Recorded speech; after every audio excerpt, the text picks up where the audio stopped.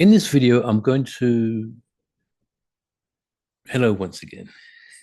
In this video, I'm going to talk about the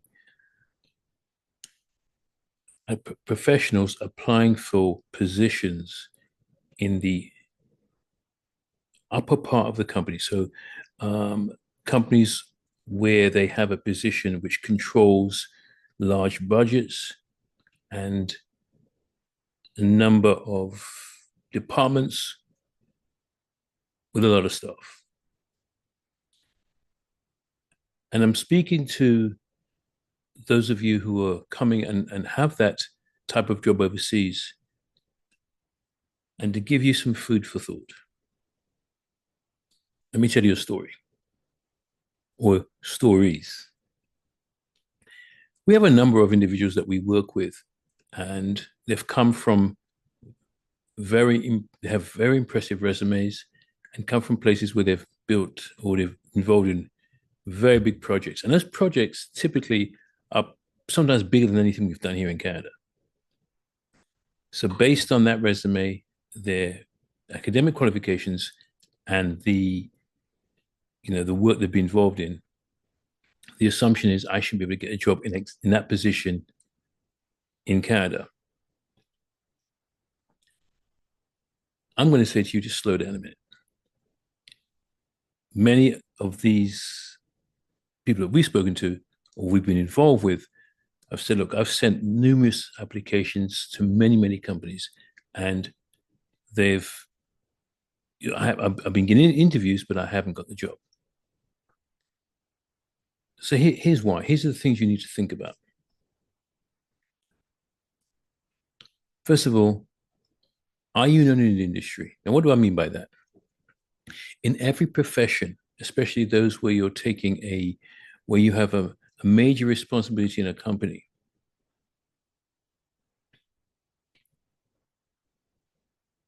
how many people in that industry in Canada actually know you?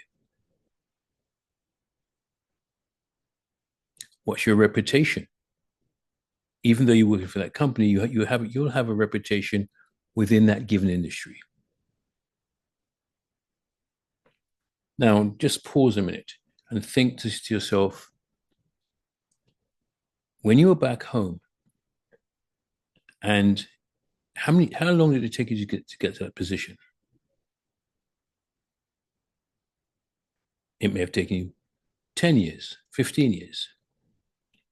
You can't do this to the same position. It's not going to happen.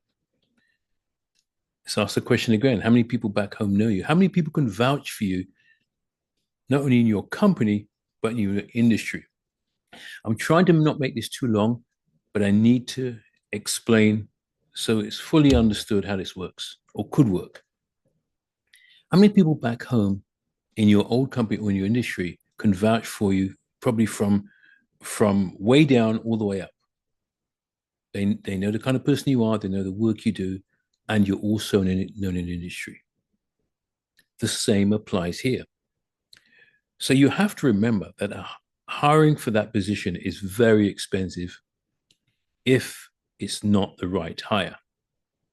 So what tends to happen is recruitment agencies, HR in some of these larger companies will play it safe, and they'll hire someone who's known in the industry. And that happens a lot. So you'll have individuals moving from company to company to company over a number of years because they're known in the industry. So give you an example.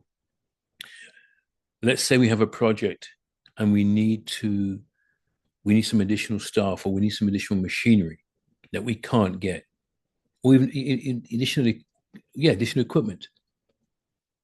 I can, as a person in that position, because of the relationships I've built over the years, I can call one or two people and say, can we rent that? Can we borrow that? Although we're competitors.